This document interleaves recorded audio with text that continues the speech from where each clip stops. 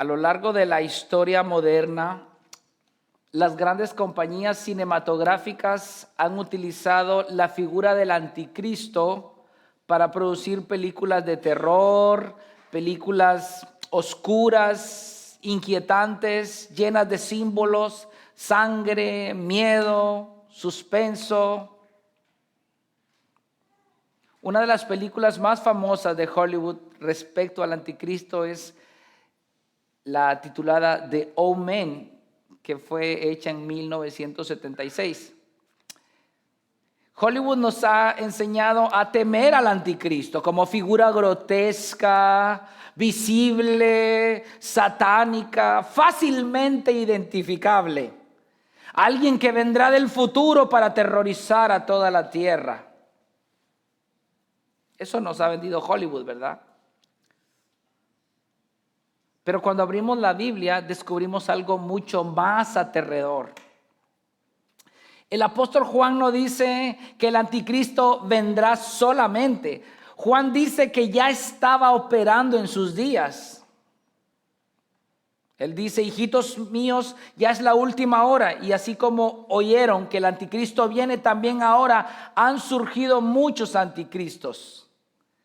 El verdadero terror, según Juan, no es un niño poseído, ni una figura política mundial, ni una película de terror. El verdadero terror es este: personas que hablan como cristianos, se mueven dentro de la iglesia, usan el lenguaje de la fe, pero niegan a Cristo en su esencia. Estos son anticristos. Sí, Juan dice: salieron de nosotros. No venían de afuera, no eran paganos, no eran ateos. Y eso ya era grave en el siglo I. ¿Cuánto más hoy, en un mundo saturado de falsos maestros, pseudoevangélicos y cristos fabricados? Hollywood nos enseñó a temerle a un anticristo visible. La Biblia nos advierte de anticristos invisibles, lo cual es mucho peor.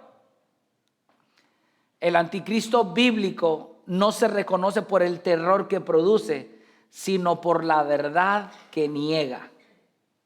Juan no escribe para asustar a la iglesia, sino para despertarla. No escribe para producir paranoia, sino discernimiento. No escribe para confundir, sino para afirmar: ustedes tienen la unción del Santo. Esto me recuerda el prólogo del libro Carta del Diablo a su sobrino, de C.S. Lewis. En su prólogo dice: en lo que se refiere a los diablos, la raza humana puede caer en dos errores iguales. Uno consiste en no creer en la existencia del diablo, y el otro en creer en los diablos y sentir por ellos un interés excesivo y malsano. Los diablos se sienten igualmente halagados por ambos errores, tanto por los que lo buscan ansiosamente como aquellos que niegan la existencia, y acogen con idéntico entusiasmo a un materialista que a un hechicero. Hoy vamos a tener una miniserie en medio de la serie de Primera de Juan, donde vamos a conocer el perfil de los anticristos, parte 1, parte 2 y parte 3. La primera parte tendrá que ver con los anticristos que se apartan de la comunión.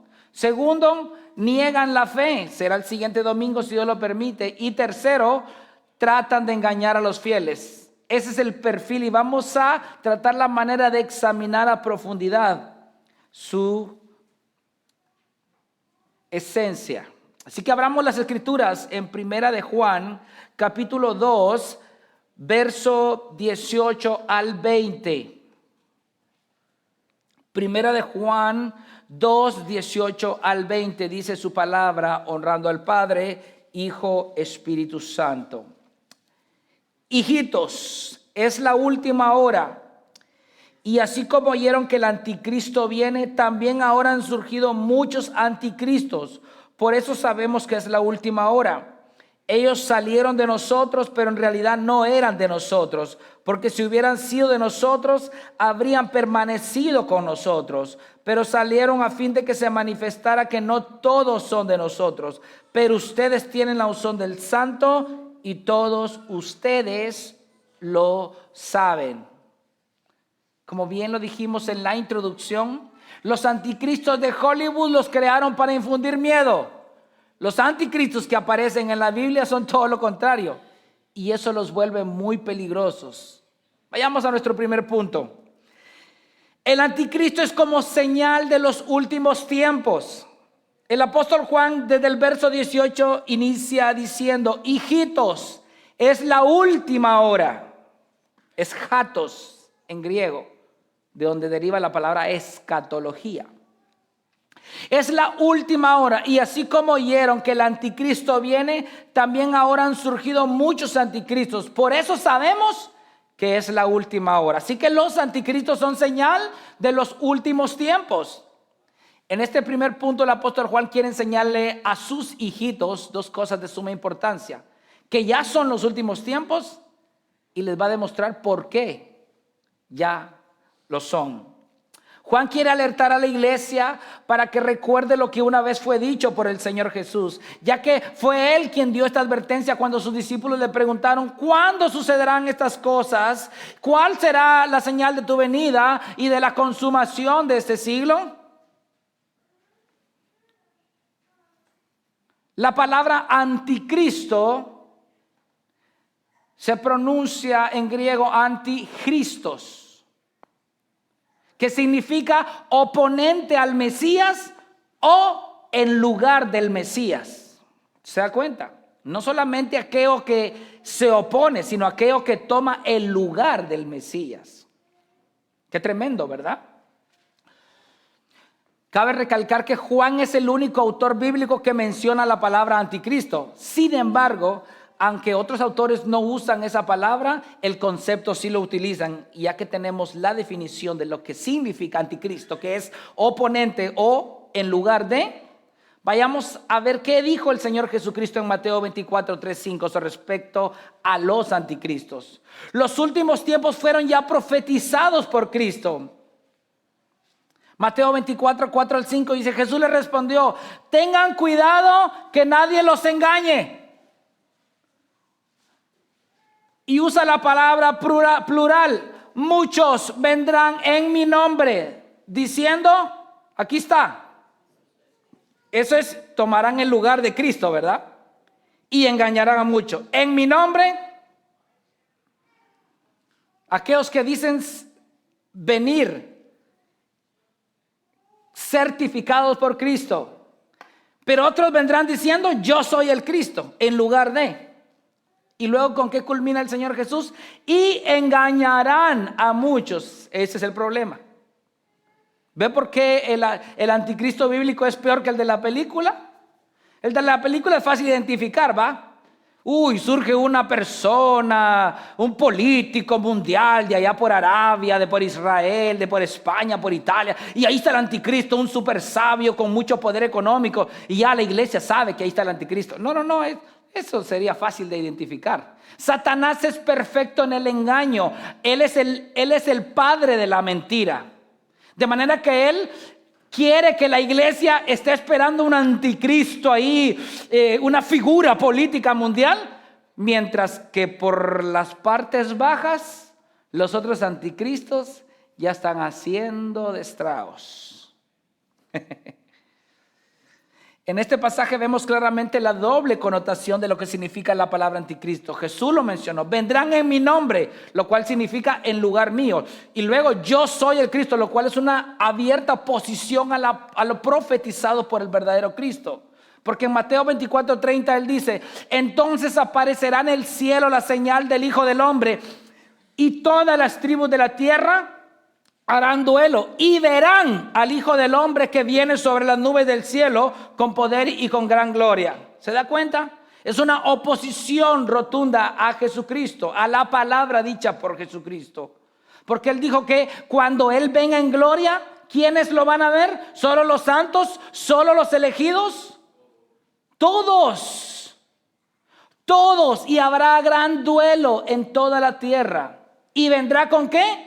Con gran poder y con gran gloria.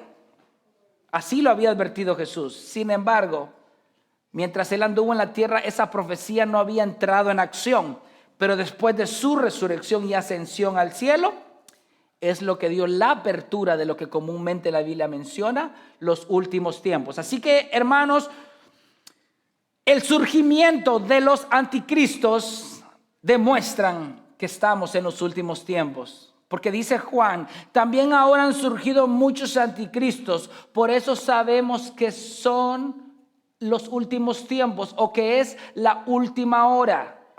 Han surgido muchos anticristos. A lo largo de los años, la iglesia y la corriente dispensacional ha estado esperando un anticristo que lo han vuelto español, italiano, francés, de todas las naciones, judío, etcétera, y ese tal anticristo nunca aparece. Mientras que la iglesia está buscando esa figura política mundial, los otros anticristos están ya haciendo grandes estragos en la iglesia. Jesús lo advirtió, tengan cuidado que nadie los engaña, porque muchos vendrán en mi nombre diciendo yo soy el Cristo. Wow. Eso lo dijo Jesús a sus discípulos. Luego que Jesús les haya dado una cátedra escatológica en todo el Mateo 24 a sus discípulos acerca de los últimos tiempos, Juan lo reconoce y ahora se lo advierte a la iglesia y le dice, hijitos, es la última hora, y así como oyeron que el anticristo viene, también ahora han surgido muchos anticristos. Por eso sabemos que es la última hora.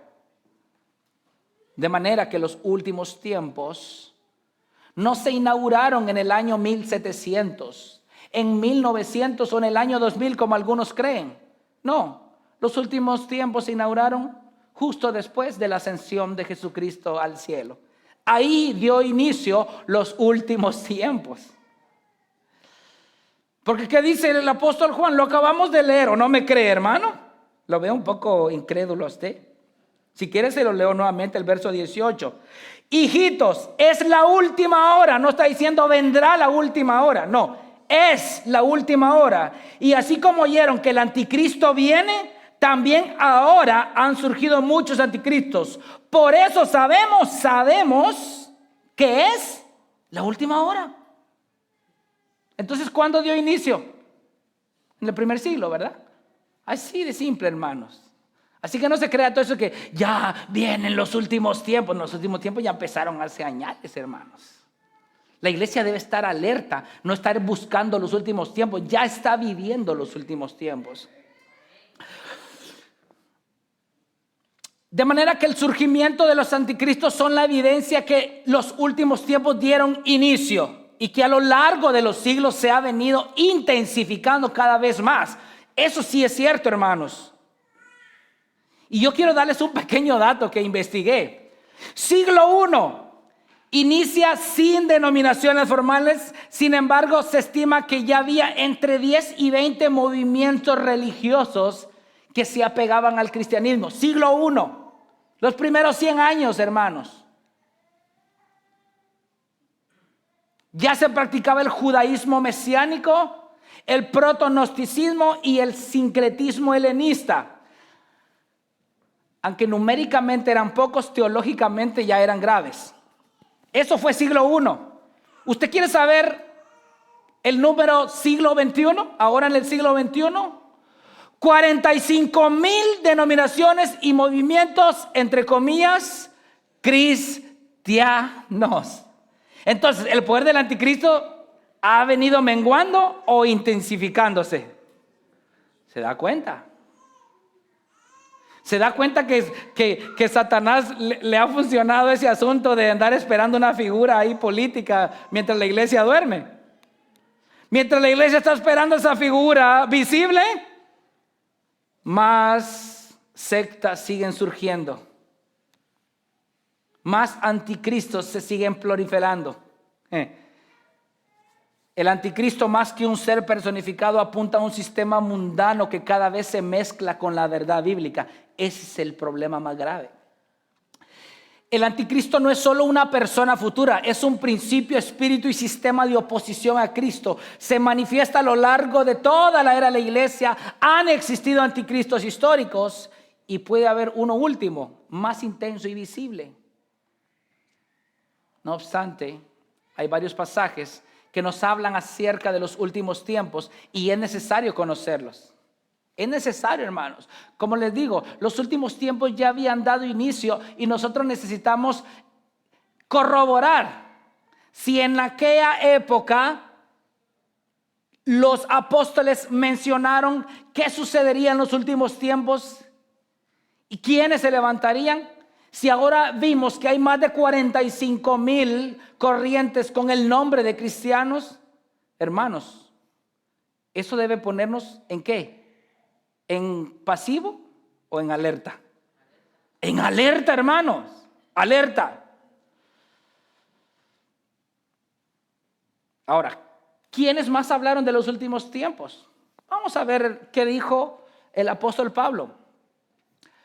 Los últimos tiempos tienen que ver con apostasía. 1 Timoteo 4:1 al 2 dice, el Espíritu dice claramente que en los últimos tiempos, recuérdense, ¿cuándo iniciaron los últimos tiempos? Primer siglo, ¿va? Ok. Imagínense ahora, ¿va? Ok.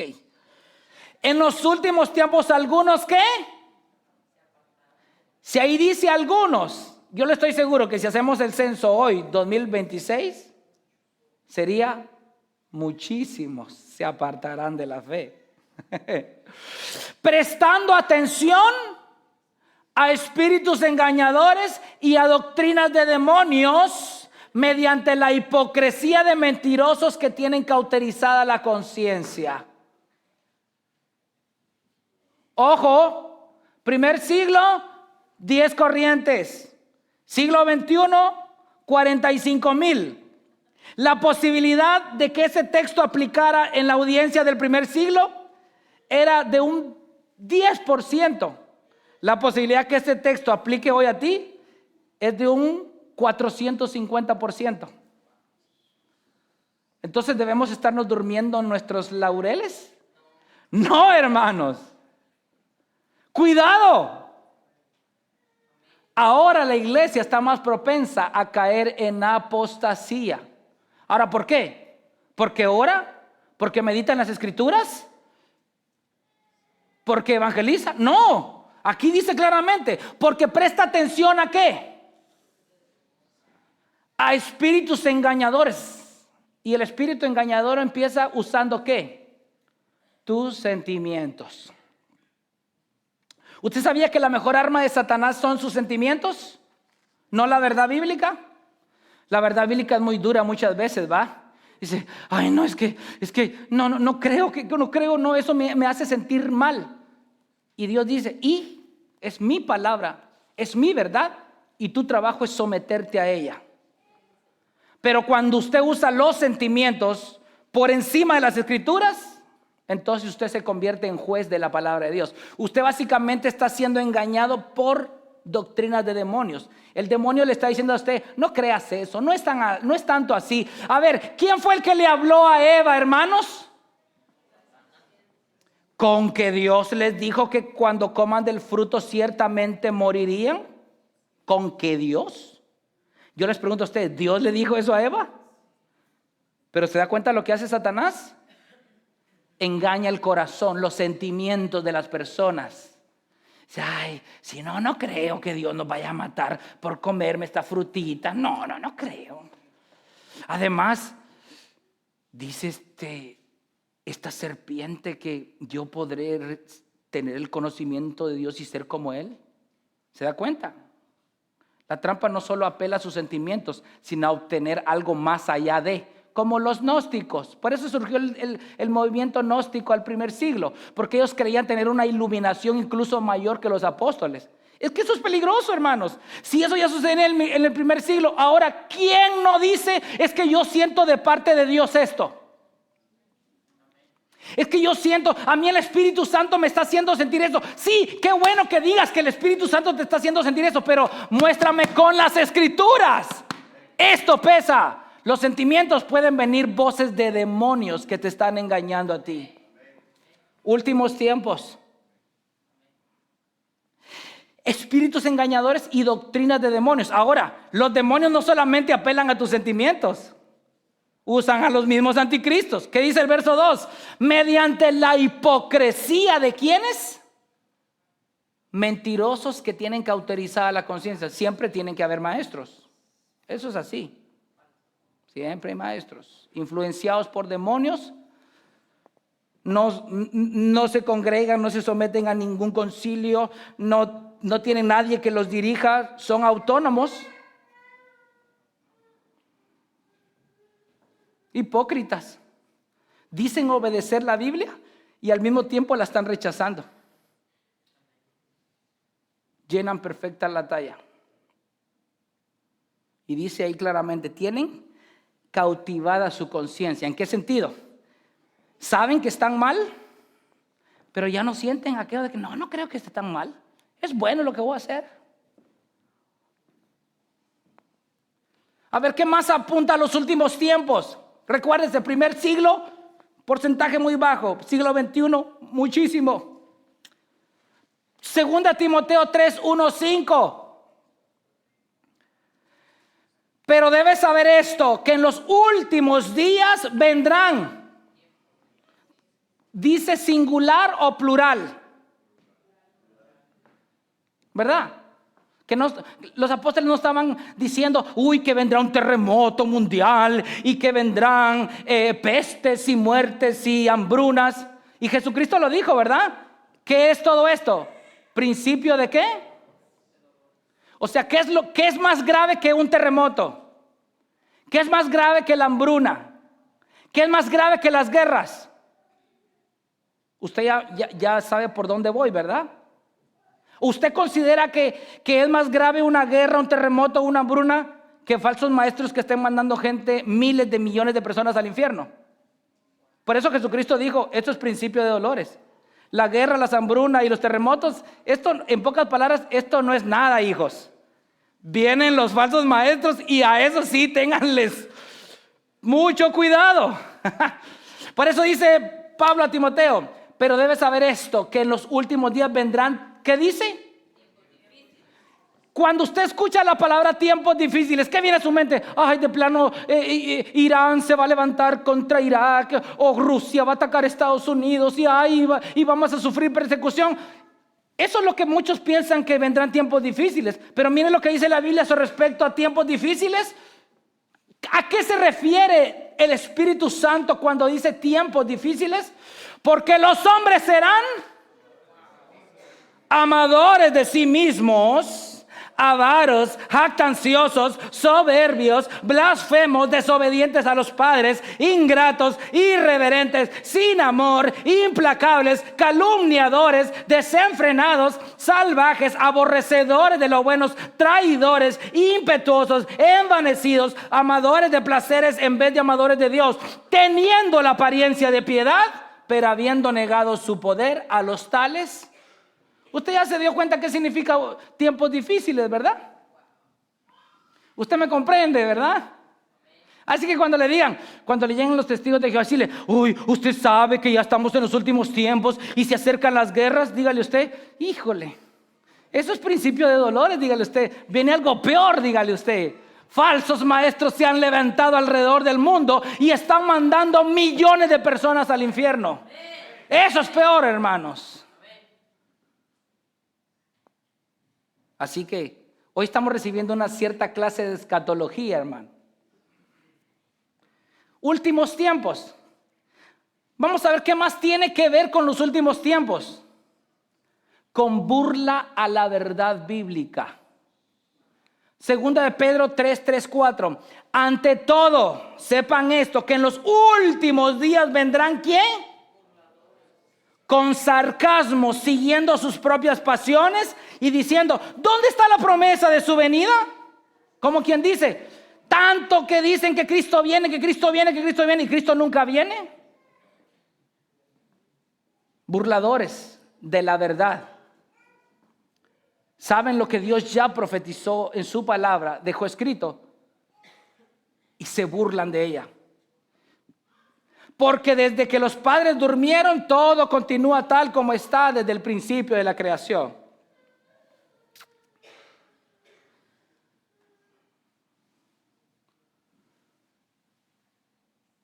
Pero también Judas habló acerca de los últimos tiempos, no Iscariote. Judas 1:17 al 19 dice: pero ustedes, amados, acuérdense de la palabra que antes fueron dichas por los apóstoles de nuestro Señor Jesucristo, quienes les decían: en los últimos tiempos habrá burladores que irán tras sus propias pasiones impías. Estos son los que wow.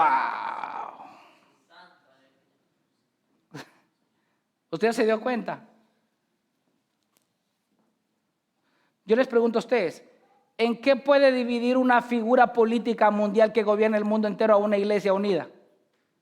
Nada, al contrario, la unifica para que se unan en oración, en ayuno, etcétera. Pero aquí dice Judas que en los últimos tiempos estos son los que causan divisiones y son individuos mundanos que están llenos del Espíritu Santo. No tienen al Espíritu Santo. Causan divisiones. Entonces ya se está dando cuenta que el verdadero anticristo bíblico es más peligroso que el de Hollywood. El de Hollywood solo nos da miedo, ¿va? Que estaba aquella cruz en la pared y se ponía la cruz al revés solita. Ay, qué miedo. Y Satanás riéndose. Ay, los cristianos están esperando a una figura que es como un espanto y un monstruo.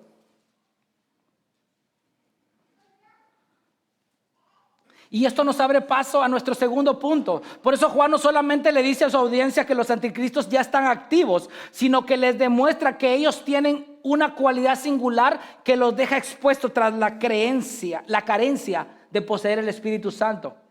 Hermanos, el Espíritu Santo unifica. El espíritu de Satanás, ¿qué hace?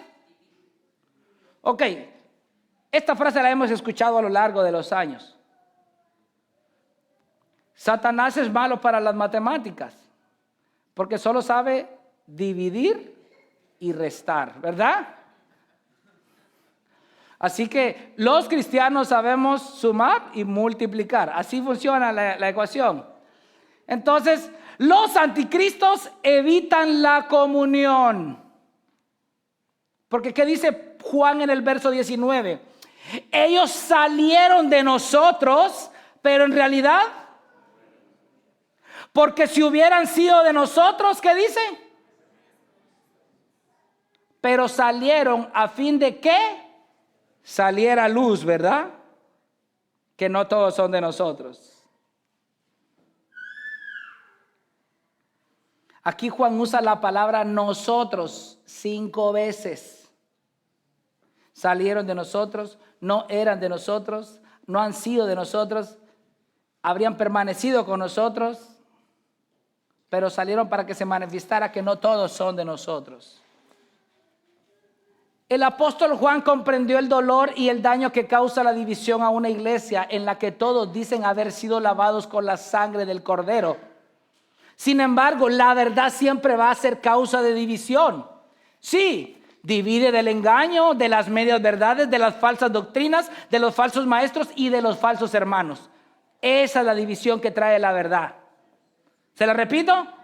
Divide del engaño, de las medias verdades, de las falsas doctrinas, de los falsos maestros y de los falsos hermanos. ¿Usted quiere estar engañado? Refúgiese en la verdad. ¿Usted quiere enredarse en medias verdades? Refúgiese en la verdad entonces. ¿Usted quiere pertenecer a falsas doctrinas? No, refúgiese en la verdad. ¿Usted quiere seguir falsos maestros? Refúgiese en la verdad. ¿Usted quiere condescender con falsos hermanos? Refúgiese en la verdad. Cuando la verdad prevalece, hermano, el engaño se disipa. Es como entrar a una habitación oscura que no tiene ventanas ni ningún acceso de luz. Y usted apacha el interruptor, ¿verdad? Y se enciende la luz. ¿Qué pasa qué es lo que se va? ¿La luz o la oscuridad? ¿Se da cuenta? Usted tiene que prevalecer ¿en dónde? En la verdad, en la verdad, en la verdad.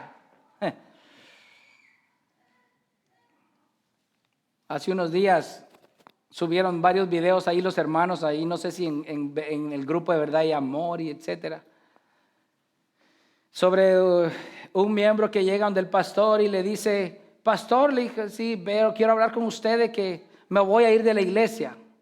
Y el pastor le responde: oh, sí, ya lo sospechaba. Le dice: sí. ¿Cómo así? Le dice: sí, es que la cizaña se va sola. Dice: sí.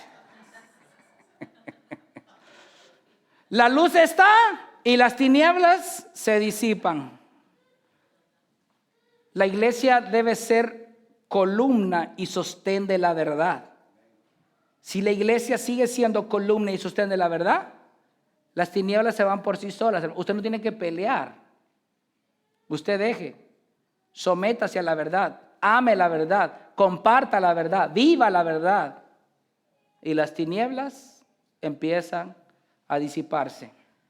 Así que la comunión es algo que los anticristos evitan, ya que no hay forma en que la luz y las tinieblas puedan coincidir. Jesús lo dijo, ¿verdad? Así que Juan categóricamente nos demuestra que los anticristos tienen estas tres características que los desenmascara. Salen de dentro de nuestras propias filas. Ellos salieron de nosotros. ¿Se da cuenta? No es el ateo allá del trabajo, no es el jefe que cree en 10 religiones, no es el vecino que adora a un cierto Dios por ahí. No. Vienen de adentro de nuestras filas. Estos anticristos no provienen de afuera, sino que salen de adentro. Salieron de nosotros. Este es el problema abismal de estos personajes. Es por el daño que pueden causarle al pueblo de Dios. ¿Se da cuenta por qué el anticristo de Hollywood no es un problema para la iglesia? El anticristo de la Biblia sí es un gran problema monumental, abismal, porque salen de adentro, hermanos. Salen de adentro. Ejemplo de ello tenemos los hijos de Aarón, pertenecían a la línea sacerdotal. Los hijos de Elí, Acán pertenecía al ejército y por causa de él estaban siendo derrotados. Los 400 profetas que tenía el rey Acab, que le profetizaban solamente lo bueno, y causó que Israel cayera en una gran prostitución e idolatría.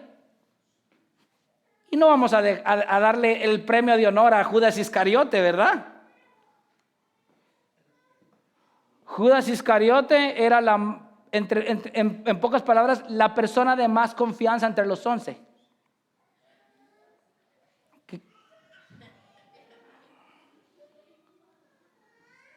El tesorero, el que administraba. Cuidado, tesoreros, no vayan a caer en el síndrome de Judas Iscariote.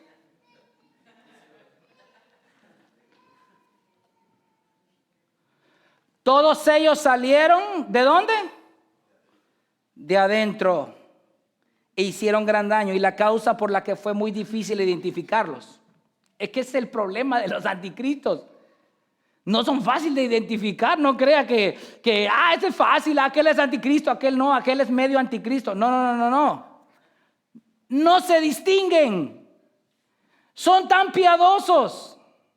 Bueno, entre comillas, ¿verdad? Pero voy a cambiar la palabra son tan piadosos a lo que verdad son. Son tan hipócritas.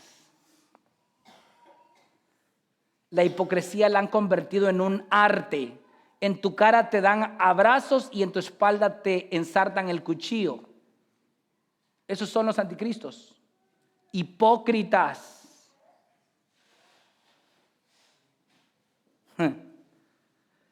El daño más destructor que una iglesia puede recibir no proviene de un ataque externo, más bien proviene de un ataque interno, de adentro, de los que son parte de nosotros. Dice Salmo 41:9, es un salmo mesiánico.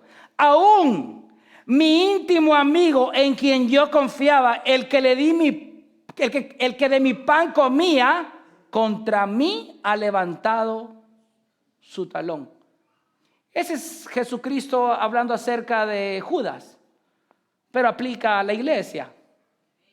Sí, aquel tu íntimo amigo, el que te confiaba todo y tú le confiabas todo, el que comía de tu pan. ¿Contra quién ha levantado su talón? Entonces, ¿son más peligrosos los anticristos bíblicos? Sí, hermanos. Es muy peligroso. Sin embargo, aunque salgan de dentro de nosotros, ellos tienen esta cualidad. No pueden permanecer unidos, hermanos. No, se les es imposible. Es como que tú quieras unir el lado opuesto de un imán. ¿Qué pasa? Se separa, ¿verdad? Ni aunque los pegues con pegamento. No pueden permanecer unidos, no porque ellos no tengan la fuerza necesaria, sino porque no están arraigados en Cristo. No pueden permanecer unidos por causa de la verdad. No es otra cosa, hermanos. Y en pocas palabras, por causa de Cristo. Cristo es al final de cuentas la piedra de tropiezo. Porque ¿qué continúa diciendo Juan ahí en el verso 19? Pero en realidad no eran de nosotros, porque si hubieran sido de nosotros, habrían... Y ojo que no dice habrían permanecido y se hubiera quedado calladito Juan ahí, ¿verdad? Porque pudiera decir, no, pues permaneció pero en otro lado. ¿Va? No, no, no. Permanecido con nosotros. Esta falta de permanencia no tiene que ver con su capacidad de mantenerse firme en la verdad. Tiene que ver con lo que Jesús mismo dijo. Juan 15:5. Yo soy la vid, ustedes los sarmientos. El que permanece en mí y yo en él, ese da mucho fruto, porque separado de mí.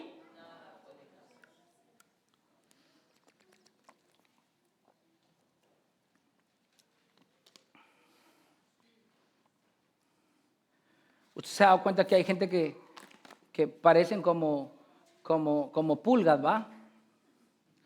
Que andan de perro en perro.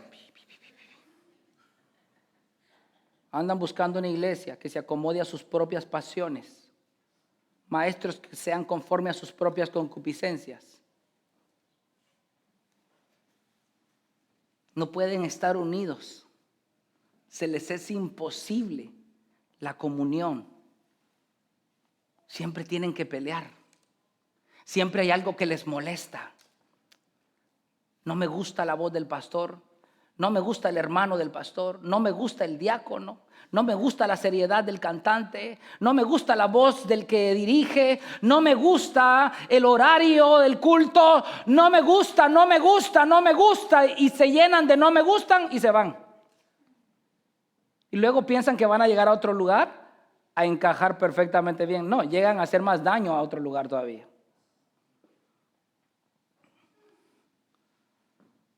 No pueden permanecer, pero es por Cristo.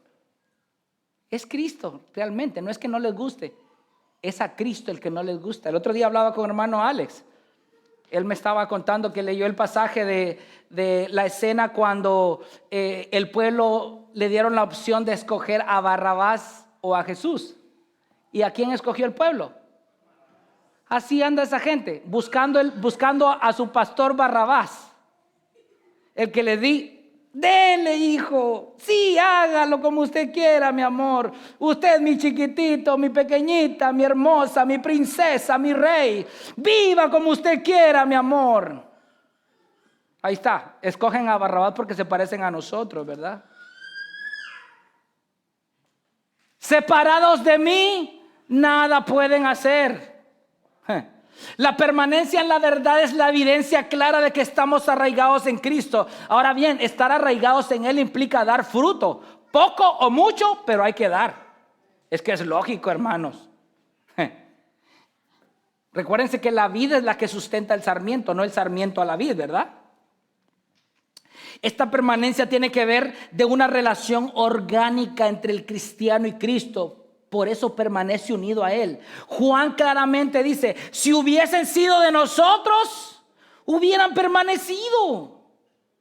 Esto hace referencia ya sea a una salida física del pueblo de Dios o una desviación doctrinal, lo cual es mucho peor. Es mucho peor. ¿O qué es más peor, hermanos? ¿Que se vayan o que se desvíen doctrinalmente? Juan 15:1-2 dice, yo soy la vid y mi padre es el viñador. Todo sarmiento que en mí no da fruto, y todo el que da fruto, le da chicote. Porque eso es podar. No me venga a decir, me está ahí tratando con cuerdas de amor. Te está dando donde más te duele. ¿Para qué? Para que des fruto. Pero el anticristo dice, ay, no, eso mucho duele, yo me voy de aquí.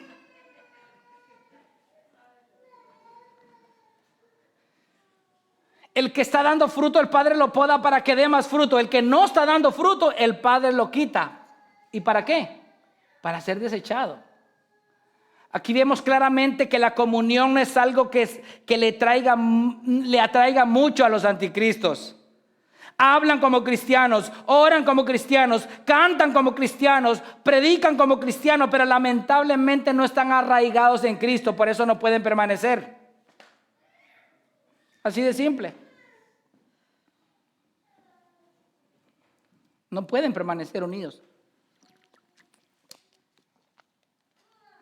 ¿Y cómo van a permanecer unidos, hermanos? Si nada los está sustentando. Necesitan salirse, se sienten incómodos. Ahora, ¿por qué salen? Como evidencia clara de que no todos son de Cristo. ¿Qué termina diciendo Juan en el verso 19? Pero salieron a fin de que se manifestara que no todos. Así que, ¿es necesario? Es necesario. Señor, ¿quiere que cortemos la cizaña para que no crezca con el trigo juntamente? Y el Señor, ¿qué le dijo a los segadores? Espérense que crezca. No sea que por cortar la cizaña, corten ustedes también el trigo. En este punto, Juan da una de las verdades más duras dentro de la teología y que tira por la borda toda forma de universalismo salvífico. O sea que aquellos que dicen todos somos salvos, ¿qué acaba de decir aquí Juan? Que salieron para que se evidenciara que no todos son de nosotros. Así que se acabó eso. Cuando alguien le diga, no, Dios va a salvar a todo el mundo. Mentiras. Llévelo a 1 Juan 2:19 y ahí le va a decir usted que no. Este es uno de los versículos donde se demuestra de manera tan palpable que aunque todos somos creación de Dios, no todos serán salvos. La manifestación de los que no son de nosotros es necesaria para depurar la iglesia y para que aquellos que están en Cristo demuestren con hechos visibles que verdaderamente le pertenecen al Señor. Observe cómo lo dijo Pablo en 1 Corintios 1, 17 al 19 con respecto a ellos. Pero al darles estas instrucciones no los alabo, porque no se congregan. ¿Para qué? ¿Para qué deberían congregarse? Para estar en armonía, en amor, en comunión, hablar de Cristo, reírse, comer, etcétera. No. ¿Para qué se reúnen? Para lo malo. Pues en primer lugar oigo que cuando se reúnen como iglesia hay ¿qué? Pastor, es la iglesia de Corinto. Y es en el primer siglo, todavía estaban vivos los apóstoles. Sí, porque los anticristos ya estaban activos, hermanos. O sea que esto no es nada nuevo, hermanos. La iglesia solo tiene que estar alerta. Oigo que entre ustedes hay divisiones y en parte lo creo. Porque es necesario, ahí está la cláusula, la clave, hermanos. ¿Se da cuenta? Yo sé que todos deseamos tener la iglesia más unida del mundo, ¿verdad? Pero no va a suceder, hermanos. Mientras se predique la verdad, no va a suceder. Es necesario que entre ustedes haya bandos a fin de que se manifieste. Esto me recuerda una ilustración que dio un pastor del siglo XIX. Dice que había un hombre que le gustaba ver los debates políticos en su ciudad. Pero a esa ciudad llegaban políticos de otras naciones que hablaban otros idiomas que él no entendía. Y cuenta que una vez llegaron dos políticos de una nación extranjera a debatir en ese lugar y le dijo al amigo: acompáñame, quiero ir a ver ese debate, quiero ver a ver quién gana, le dice. Y le dice el otro: pero tú estás loco, le dice, tú no hablas el idioma de ellos. ¿Cómo vas a saber quién gana? El que se enoje y haga pleito es el que perdió, dice así. ¿Se da cuenta? ¿Para qué es necesario que haya bandos? Para que se vea quién es el que sale aprobado. ¿Qué dijo Jesucristo? Cuando te peguen en esta mejilla, entonces si al que le pegan en esta mejilla da el puño, ¿quién salió aprobado ahí? ¿Quién? Dígalo. Ninguno de los dos. Porque el otro pegó y el otro se defendió, ¿Se da cuenta? Pero ¿qué pasa? Aquel que recibió el puño en la mejilla y le dice: no solo tengo la mejilla, tengo el brazo, tengo la espalda, tengo la cabeza. Sigue dándole hasta donde aguantes. ¿Quién salió aprobado ahí? Él. Ahora, Jesucristo, yo les pregunto, porque yo veo que usted no mucho me cree en eso. ¿Jesucristo qué dio?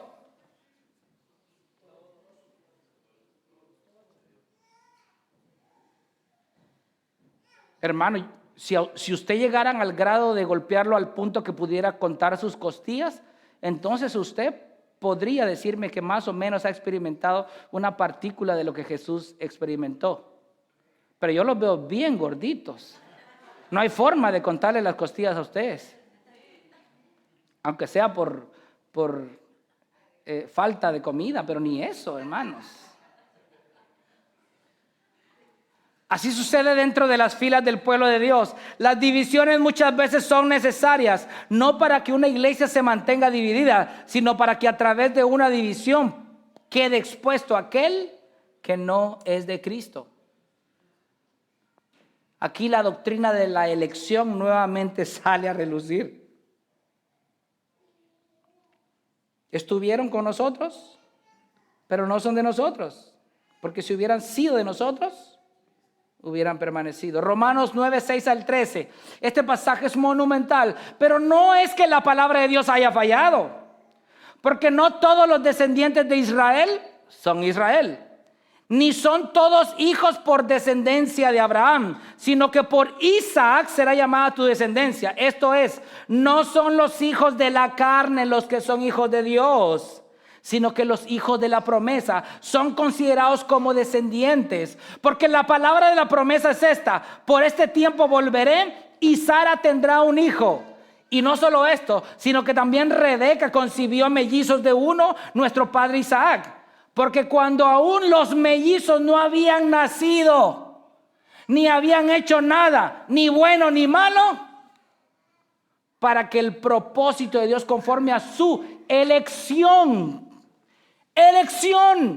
permaneciera, no por las obras, sino por aquel que llama, se le dijo a Rebeca: el mayor servirá, tal como está escrito, a Jacob amé y a Esaú. Está claro, ¿verdad? No todos son de nosotros. No todos. Jacob y Esaú estaban en el vientre cuando Dios dijo: aborrezco a Esaú. Ahí van los sentimentalistas. Ay, tan malo que es Dios.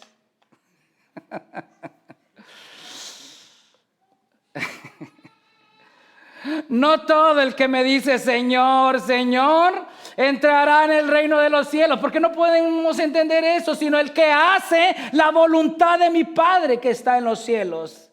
El llamado para la salvación es universal. Amén. No hace distinción entre rico, pobre, joven, viejo, docto e indocto. Dios llama a todos los hombres por igual, para que se arrepientan y de la presencia del Señor vengan ¿qué? Tiempos de refrigerios, o sea, venga el Espíritu Santo. Lamentablemente no todos los hombres responden. Ahí está el problema. Muchos se quedarán con el hubiera tomado la decisión. Muchos incluso se quedarán al borde de tomar la decisión de seguir a Cristo, pero solamente se quedarán en el arranque y terminarán en una condenación y lamentarán el haber escogido los placeres del mundo antes que a Dios. Yo sé que el tema de la elección es controversial, pero el Señor habló claramente en Mateo 25, 24 al 30. Y yo quiero decirte antes de que leer esto, en aquel día no existirá un reclamo a Dios. Créeme. Tú ahorita aquí en la tierra puedes reclamar muchas cosas y jactarte de tantas cosas. Pero cuando estés frente al juez de toda la tierra, no podrás reclamarle nada. Es que no te escogí porque pensé que yo no era uno de tus elegidos. ¿Tú crees que Dios se va a poner a llorar contigo? ¿Tú crees que va a decir, ay, sí, tú no eras elegido? Dios se va a airar contigo porque tuviste la oportunidad de seguirlo y la rechazaste. ¿No me crees? Vamos a Mateo 25, 24. Pero llegando también el que había recibido un talento, dijo, Señor, ojo con qué inicia el que recibió un talento. ¿Qué dice? ¿Qué dice? Yo, ahí está. Yo sabía. O sea, no era un ignorante, no fue de que pues ahí no supo qué hacer, de repente apareció un talento en su casa y ahí había que hacerlo. No. Yo sabía que usted es un hombre duro, que ciega donde no sembró y recoge donde no es esparcido. Tuve miedo y fui y escondí su talento en la tierra. Mire, aquí tiene su talento, lo que es suyo.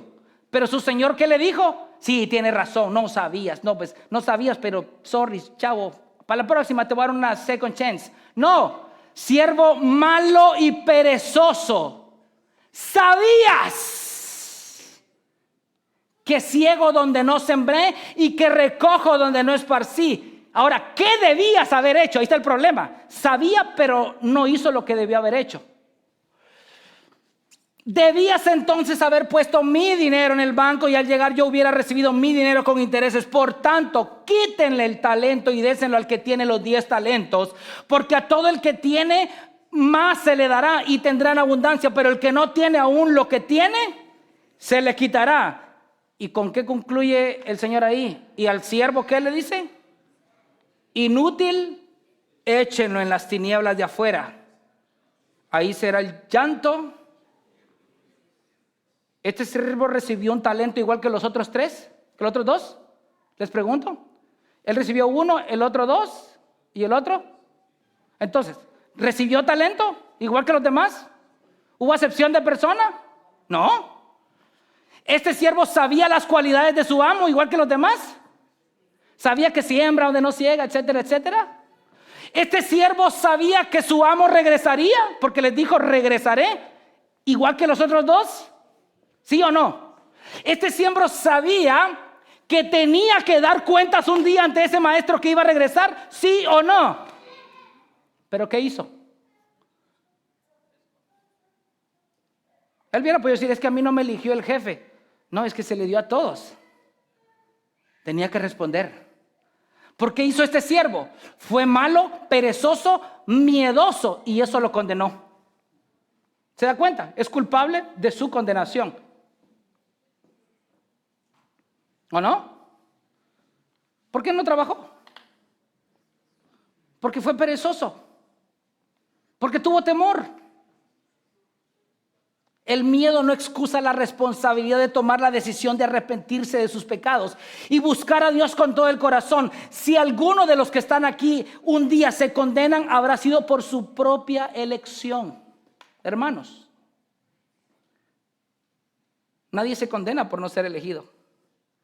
Se condena por amar su pecado y rechazar a Cristo. Por eso es necesario que salgan a luz los anticristos, porque ellos son la evidencia que no todo el que está a tu lado un día gozará de las glorias eternas de Jesucristo. Y por último, Juan concluye en el versículo 20. Pero ustedes, qué bendición. Esto es como un refrigerio, hermanos. Pero ustedes tienen la unción del Santo y todos ustedes lo saben. Juan culmina con una conjunción adversativa para contrastar lo que venía diciendo. Pero ustedes tienen la unción del Santo y ustedes lo saben. Esto es una declaración que exalta la seguridad de la salvación en Cristo. Los anticristos carecen de este elemento vital. No así los cristianos verdaderos. Ellos podrán no saber muchas cosas, pero una cosa sí saben, que el Espíritu Santo de Dios mora en ellos.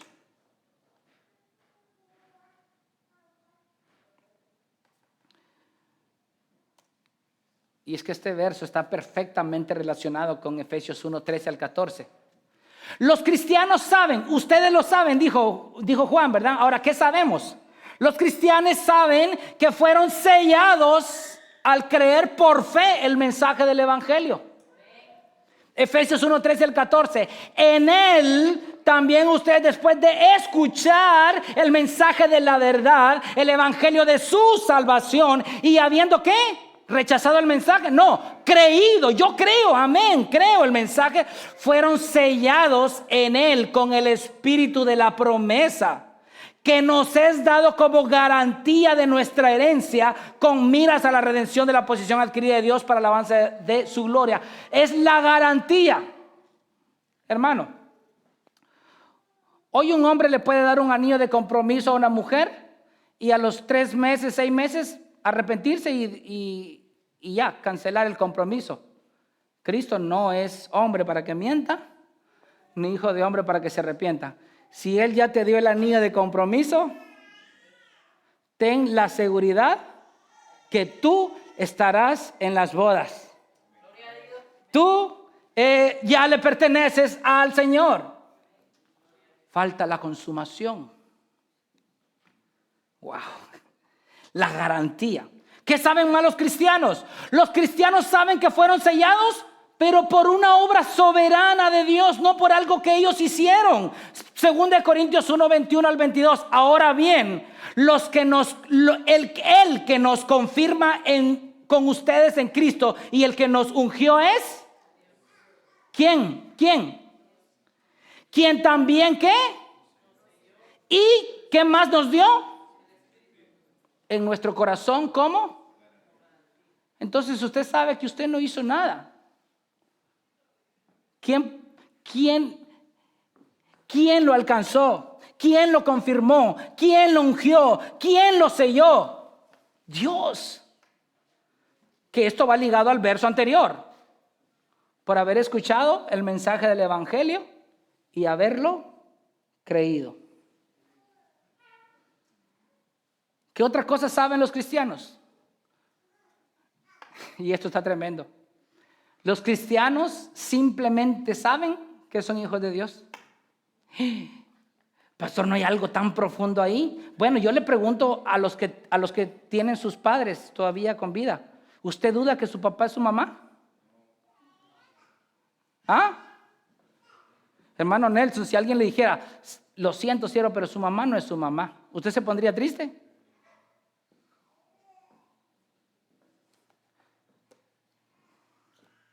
Usted tiene las pruebas de ADN, tiene la partida de nacimiento, tiene fotografías con sus padres. Aunque los 9,000 millones de personas que habitan en el mundo se paren y le manden un correo diciéndole que su mamá no es su mamá, ¿eso lo va a poner triste a usted? Usted sabe. ¿Porque Ramiro lo dice? No, porque Romanos 8:16 lo dice. El Espíritu mismo da testimonio a nuestro espíritu. ¿Así? Así que el cristiano simplemente sabe que es hijo de Dios. Los hijos de Dios no temen decirle al mundo que son hijos de Dios, porque ellos entienden que no son hijos por alguna obra que ellos hayan hecho, sino por la obra exclusiva de Cristo. No tienen problema en morir creyendo que son hijos de Dios, porque en realidad lo son. Lloran cuando pecan, se odian a sí mismos cuando ofenden a su Salvador. Lamentan ser tan débiles ante la tentación, pero luego recurren a los pies de Cristo y Él amorosamente les dice: levántate, ese pecado también ya fue clavado en la cruz del Calvario. Los hijos de Dios saben que no son perfectos, aunque desearían de todo corazón serlo, pero saben esto y lo saben muy bien, lo saben con toda su alma: su Salvador, su Redentor, su Cristo, sí, Él y simplemente Él, únicamente Él, exclusivamente Él y nadie más que Él, sí vivió una vida perfecta que tú y yo no podíamos vivir ni en 1,000,000 de años. Eso sabemos los cristianos. El cristiano no descansa en sus fuerzas, porque sus fuerzas provienen del Espíritu Santo. El cristiano no descansa en sus propias obras, porque sus obras ya fueron hechas por su Redentor. El cristiano no descansa en su conocimiento, porque su sabiduría proviene de lo alto. El cristiano no descansa en nada que sea visible, descansa en aquel que habita en la luz inaccesible, en quien no hay cambio ni sombra de variación. El cristiano descansa en esta promesa que su Salvador dejó en su santa palabra. En esto descansa el cristiano: mis ovejas oyen mi voz, yo las conozco y me siguen, yo les doy vida eterna y jamás perecerán y nadie las arrebatará de mi mano. Eso sabe el cristiano. ¿Tú sabes eso? Gózate, gózate. ¿O eres un anticristo? Los anticristos no se gozan. Miren, por allá un niño dijo que no es anticristo.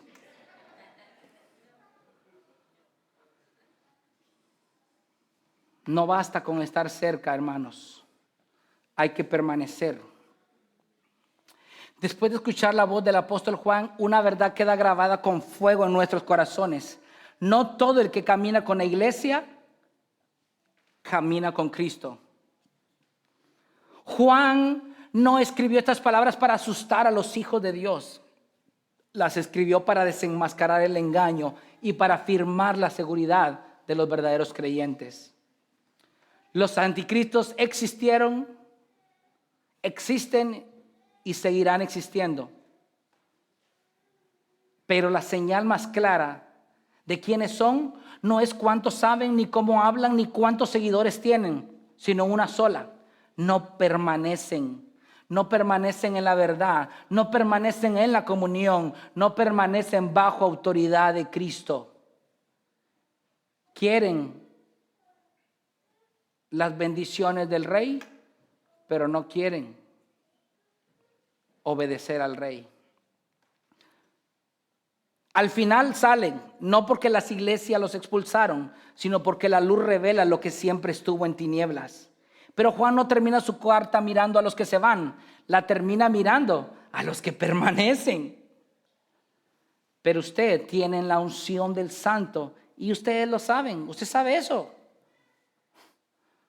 Esta es nuestra esperanza.